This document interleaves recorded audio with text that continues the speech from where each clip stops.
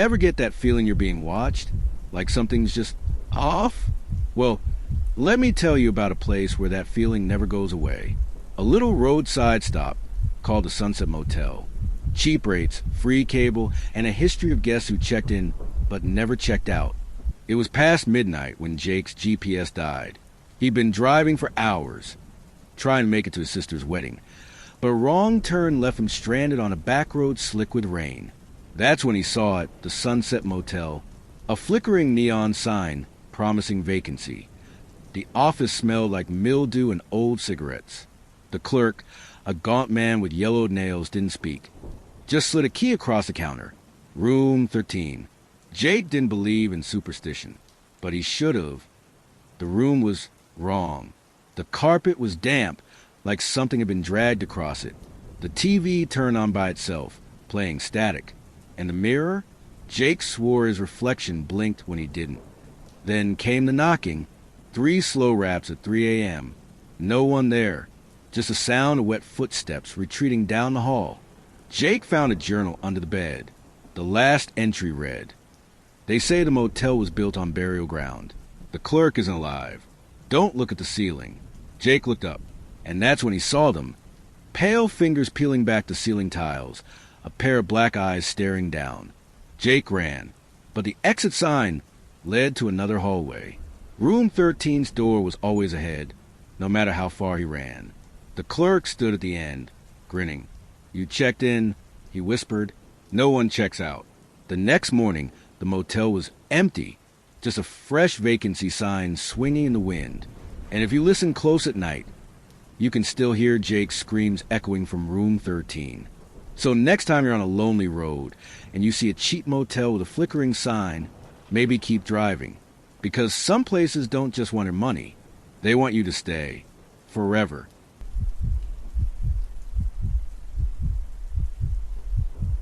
It was supposed to be a simple overnight stop, nothing more. I was driving cross-country, making good time, when the fatigue hit me harder than expected. You know that feeling, your eyelids get heavy, and the lines on the road blur together. I had no choice but to pull over. The neon sign of the Sunset Lodge flickered in the distance. It wasn't fancy, definitely no 5-star accommodation, but it was close and cheap. That was all I needed. From the moment I stepped into the lobby, something felt off. The woman at the front desk barely looked up from her magazine. She handed me the room key with no words, no smile, not even a standard "enjoy your stay." Just a grunt. I brushed it off, thinking maybe she had a bad day. The room was just as underwhelming as I'd expected. Thin carpet, an old boxy TV, and an overpowering stench of cleaning chemicals barely masking something worse. But I was too tired to care. I just needed sleep. The door creaked as I locked it behind me. Then I noticed something strange. The window, facing the parking lot, had no curtains. Just cheap blinds, barely covering the glass, allowing anyone outside to see in if they wanted to. Again, I shrugged it off. What could happen in one night, right? I turned off the lights and lay on the hard, springy mattress. That's when I heard it, something subtle but distinct. A faint scratching sound. At first, I thought it was coming from the walls. Maybe mice? It is a cheap motel, after all. But then, it got louder, like it was right outside the door. I sat up, listening carefully. The noise stopped. My pulse was racing, but I tried to rationalize it, maybe a stray animal or the wind. But then came the knock. Not a polite, gentle knock. It was slow, deliberate, like someone tapping the wood with their knuckles, trying to be just quiet enough not to wake anyone else, but loud enough to get my attention. I froze, barely breathing. No one knew I was here. And the front desk clerk didn't seem like the type to care about a welcome visit. I slid out of bed, trying to stay as quiet as possible, and moved toward the door. The cheap peephole was foggy, but I could make out a figure standing there. Just standing, not moving. My heart was hammering in my chest. I thought about opening the door, maybe it was a guest who got the wrong room. But something in the back of my mind screamed not to. Then, I noticed it, the shadow on the carpet near the door. It was creeping under the door frame. But that didn't make sense. There was no light coming from the hallway. The longer I stared, the darker the shadow grew. That's when I realized it wasn't a shadow from the hallway light. It was a foot. Someone was standing so close to my door that their foot was pressing into the gap beneath it. I stumbled back, reaching for anything I could use as a weapon, my mind racing with panic. I wanted to call someone, anyone, but there was no signal. Of course, this place was too rundown to have reliable service. Then, the doorknob started to rattle. Whoever it was, they were trying to get in. I grabbed the nearest object, a lamp, and held it like a baseball bat, just waiting for the door to swing open. The rattling stopped, but the air in the room felt thick, suffocating. I could hear my own heartbeat pounding in my ears. Then, just as suddenly as it started, the noise stopped. No footsteps retreating. No more rattling. Just dead silence. I didn't sleep that night. I sat in the corner, gripping that lamp until my knuckles were white, staring at the door. The next morning, I crept out of the room as soon as the sun came up. The parking lot was empty except for my car, and there was no sign of anyone else. When I went to check out, the same woman was at the desk. I asked her if anyone had been knocking on doors the night before. She looked up at me with cold, empty eyes and simply said, "You're the only guest here." I didn't stay to ask any more questions. I threw my bag in the car and drove, vowing never to stop at a roadside motel again.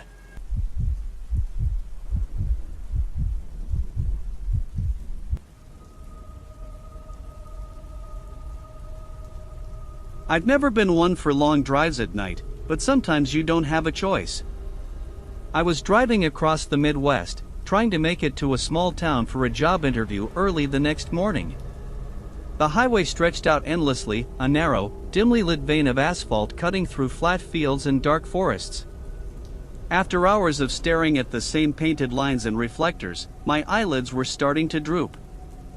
I knew I had to stop somewhere, anywhere, or risk dozing off at the wheel. That's when I saw it, a flickering neon sign ahead on the side of the road.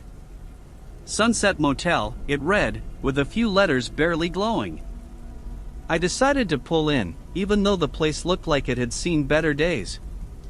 The parking lot was empty except for a rusted-out truck parked near the office. I parked next to it, stretched my legs, and made my way inside. The reception area was small, with a few cracked vinyl chairs and a dusty coffee machine. Behind the counter, a bored-looking woman in her 50s sat under the yellow glow of a single desk lamp. Her hair was pulled back tightly, and she was tapping a pen against the counter rhythmically, staring at a small TV that was playing some late-night infomercial. I approached the counter, and she didn't look up until I cleared my throat. "Need a room?" She asked, her voice flat and disinterested. "Yeah, just for the night," I replied. She slid a grimy guest book over to me and handed me an old-fashioned brass key attached to a large wooden fob with the number 12 etched into it. "Room 12. She muttered. Checkouts at 10 a.m. I thanked her, then asked if she had any water or a vending machine nearby.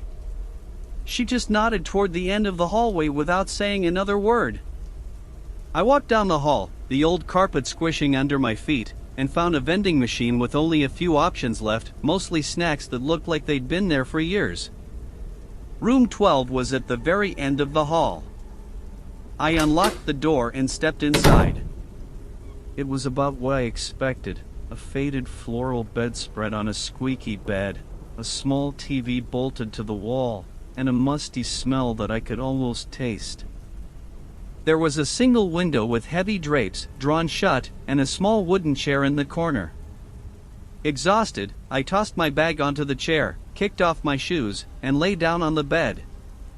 I could hear the faint hum of the air conditioner struggling to work, and every few seconds, there was a faint tapping sound, like something hitting against the wall outside.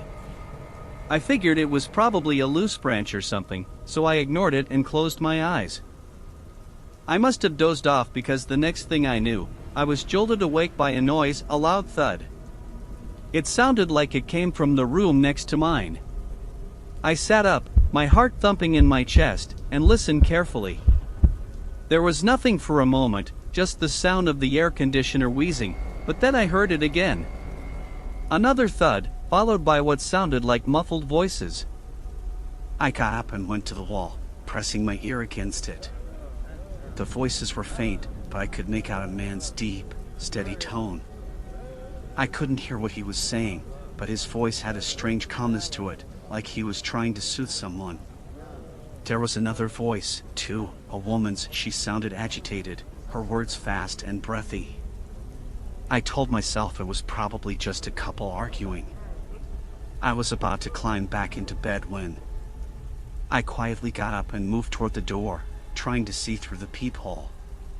But it was so dark on the other side, I couldn't make out anything. I pressed my ear against the wood, and I heard it again, the same calm male voice from earlier, speaking in a low, almost soothing tone.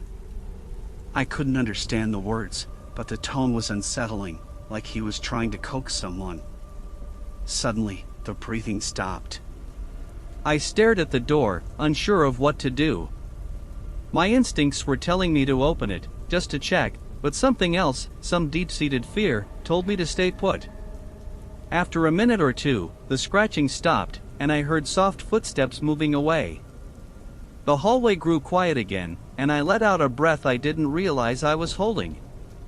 I tried to shake it off, telling myself it was nothing, maybe a stray cat or a guest with a weird habit. I lay back down, pulling the thin blanket over myself, but sleep wouldn't come. I heard the woman again, but this time, she sounded closer, almost like she was right outside my door. I froze, listening intently. A moment later, I heard a soft scratching sound, like fingernails running down the wooden doorframe. And then a soft knock on my door. 3 slow knocks, deliberate and measured. I felt a chill run down my spine. I stayed perfectly still, my hand hovering just above the doorknob. I didn't dare make a sound. After a long moment, the footsteps started up again, moving away from my door, back down the hall. I waited until they faded completely, then slowly exhaled, realizing I'd been holding my breath again. I didn't sleep much after that. I sat in a chair by the window, trying to keep myself awake. I kept glancing at the clock on the wall, waiting for morning. Just before dawn, I heard another door creak open down the hall, followed by footsteps, a single set this time, moving quickly. I kept staring at the ceiling, listening to every creak and groan of the building. The air in the room felt thick, almost stifling, like I was breathing through a layer of dust. An hour must have passed before I finally heard something else, a door creaking open. I sat up, straining to hear where it was coming from. Then, there was a soft shuffle of footsteps in the hallway, getting closer and closer to my room. They stopped right outside my door. I could hear breathing, heavy, deliberate, like someone was standing there, just inches away. I peeked through the window, parting the curtains just a bit, and saw a tall man in a dark coat walking out of the motel, heading toward the truck in the lot. He was carrying something, a large, lumpy shape wrapped in what looked like a blanket. He opened the truck's back door and tossed the bundle inside like it weighed nothing. Then, he got into the driver's seat and drove off. My heart was racing again. I wanted to convince myself that it was just my imagination running wild, but there was something about the way he moved, the way he had knocked on my door. It didn't feel right. As soon as the sun was up, I grabbed my stuff and headed straight for the front desk. The woman was still there, looking just as bored as before. I told her I was checking out, and as she'd processed the payment, I couldn't help but ask, who was in room 15 last night? She stopped and looked at me, confused. Room 15? She repeated, glancing at the keys behind her on the wall. That room's been vacant for months. No one stayed there. I felt a cold shiver run down my spine. I didn't argue. I just nodded, grabbed my receipt, and left.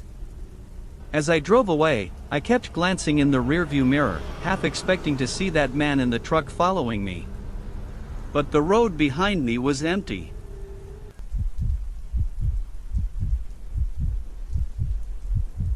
I've always loved camping alone. I find a strange comfort in the quiet isolation of nature, far away from the noise and chaos of everyday life. This particular trip, though, still sends a chill down my spine whenever I think about it. It was supposed to be a weekend getaway in a remote part of the state forest, a chance to clear my head and reconnect with the natural world. I had no idea how close I'd come to, well, I'm still not sure what. I arrived at the trailhead in the late afternoon, loaded up my pack, and set off down the narrow path into the woods. The sun was already starting to dip behind the treetops, painting the sky in hues of orange and pink.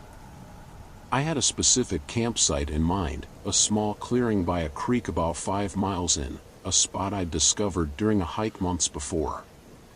As I walked, I felt that familiar peace settling over me. The crunch of leaves underfoot, the rustle of small animals in the underbrush, the distant call of a bird, I breathed it all in, letting the stress of daily life slip away. After about 2 hours, I reached the clearing. The spot looked exactly as I remembered it, serene, untouched, perfect. I set up my tent, gathered some firewood, and started a small campfire to cook dinner. The sun was almost gone now, the sky a deep purple fading into black. I remember feeling content, staring into the flickering flames as I ate. The sounds of the forest around me grew louder with the darkness. I heard crickets chirping, the faint hoot of an owl, the gurgle of the creek nearby. That's when I first heard it, a distinct rustling in the bushes behind my tent. It was too heavy to be a small animal, more like a person walking slowly through the undergrowth. I paused, listening. The rustling stopped. I shook it off. It was probably a deer, maybe a raccoon. I went back to my meal, but I couldn't shake that uneasy feeling, that prickling sensation on the back of my neck. After dinner, I doused the fire and crawled into my tent. The night was pitch black now, with no moon to light up the surroundings. I could hear the creek gurgling softly nearby, the breeze rustling through the trees. I lay there for a while, just listening, my ears straining for any unusual sounds. But there was nothing, just the usual noises of the forest at night. I must have drifted off at some point, but I woke up suddenly, not sure why. My heart was pounding in my chest, and I felt that familiar, inexplicable sense of dread. I lay there, perfectly still, listening. That's when I heard it again, soft, deliberate footsteps just outside my tent.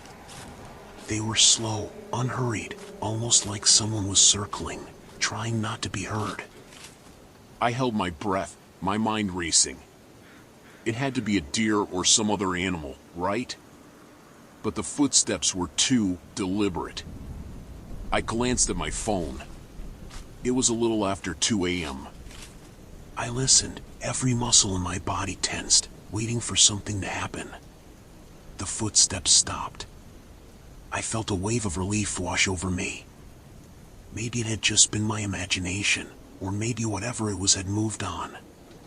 I lay back down, trying to convince myself that everything was fine. But then, I heard a soft whisper. At first, I thought it was the wind, but then I heard it again, closer this time. It was definitely a whisper, but I couldn't make out the words. My blood ran cold.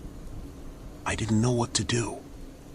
My mind was racing with possibilities. Was it some kind of prank?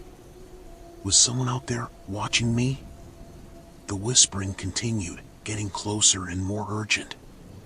I reached for my flashlight with trembling hands and clicked it on. I unzipped the tent just enough to poke my head out, shining the light into the darkness. The beam cut through the night, illuminating the trees around me, but I saw nothing, no figures, no movement. The whispering stopped. For a long moment, there was only silence, the beam of my flashlight sweeping back and forth through the trees. Then I heard it again, the same whisper, but this time from the opposite direction. My heart was in my throat. I knew then that this wasn't an animal, and it wasn't the wind. Someone, or something, was out there, and they were moving. I pulled back into my tent, zipped it up, and sat there in the darkness, gripping the flashlight like a lifeline. I tried to think of what to do. Should I pack up and leave?